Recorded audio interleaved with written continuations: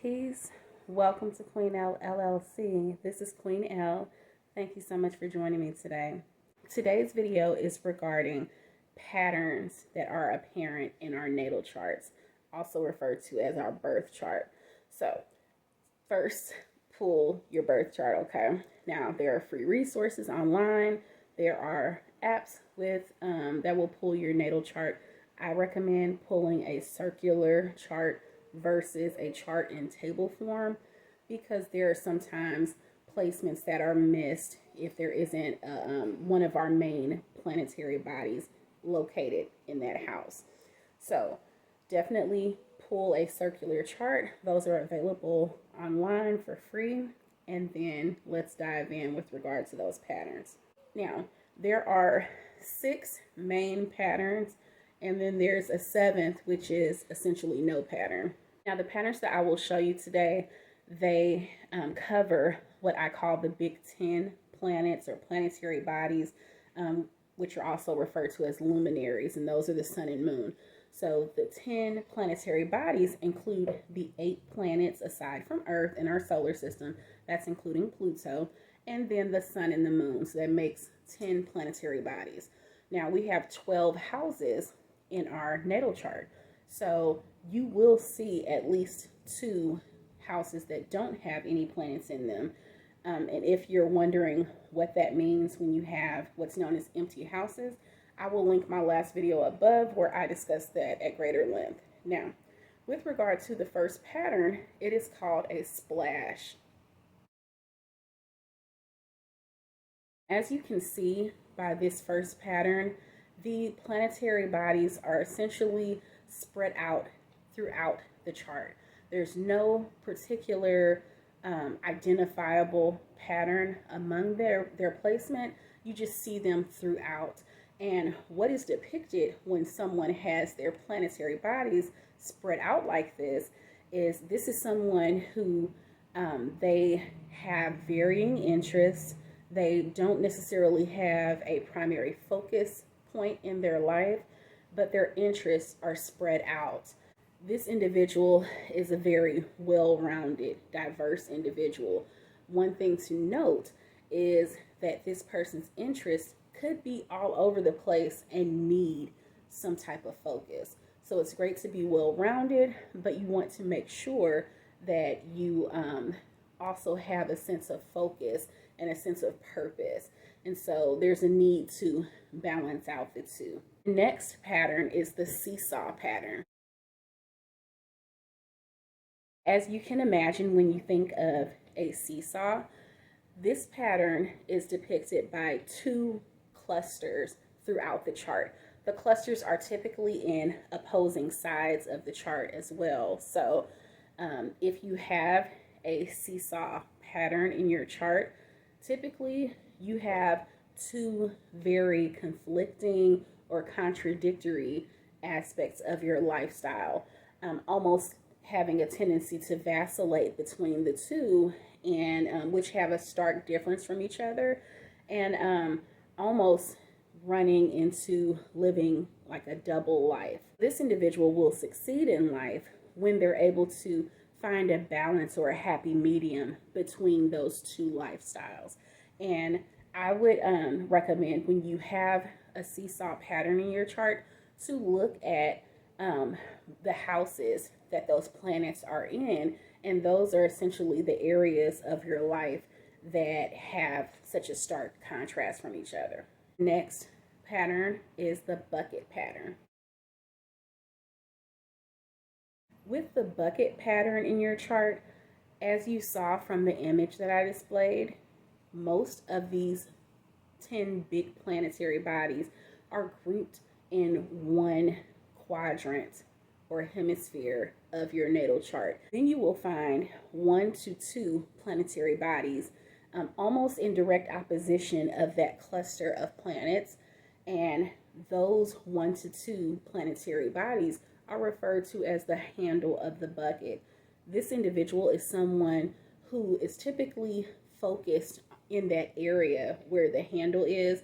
That's essentially the driving force of this individual. In order for this individual to succeed in life, they typically need to find a way to channel their energy that they have from the cluster of planetary bodies and into that focal point or handle of the bucket, and that's how they will succeed.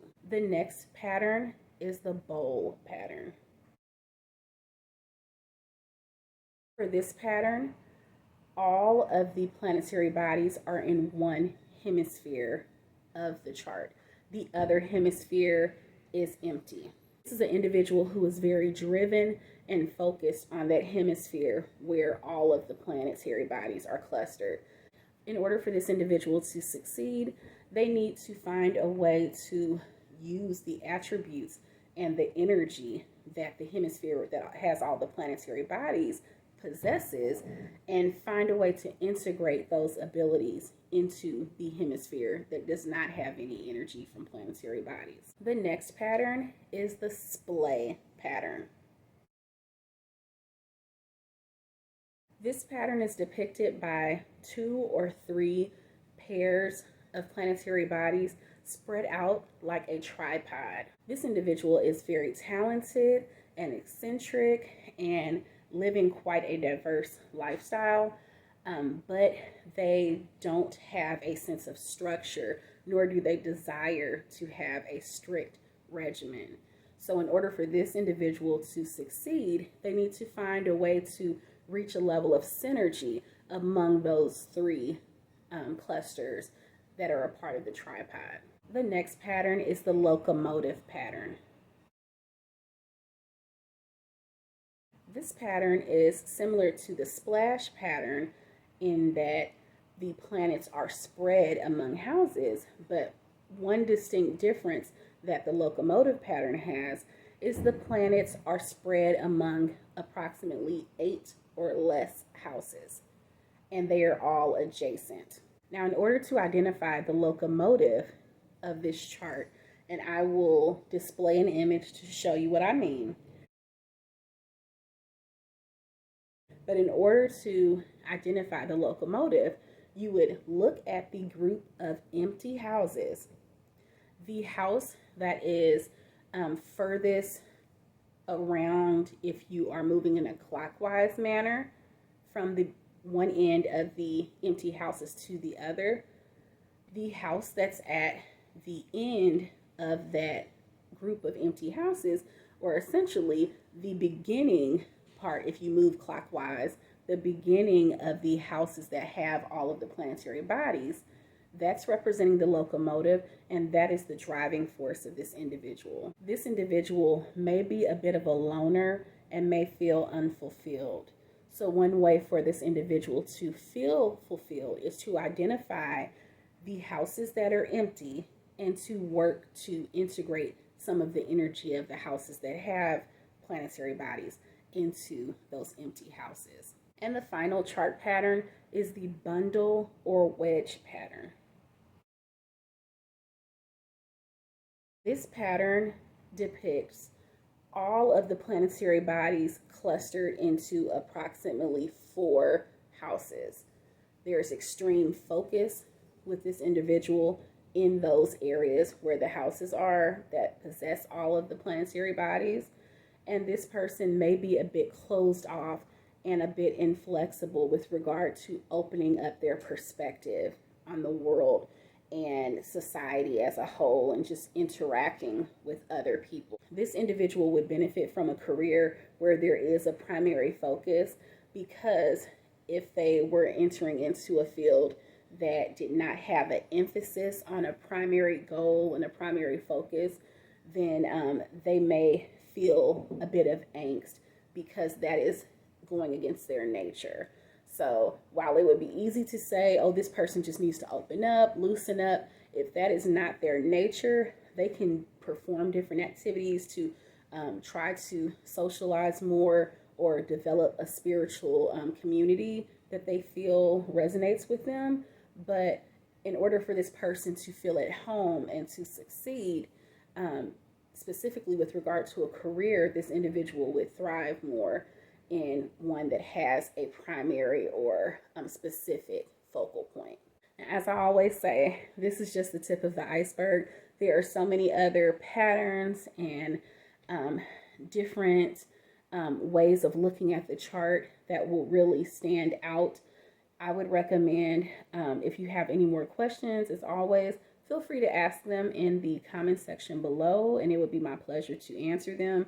If you're interested in having an astrologer to analyze your chart, I definitely would be honored to do that for you. I have services in my on my website. The booking link is below in the description box.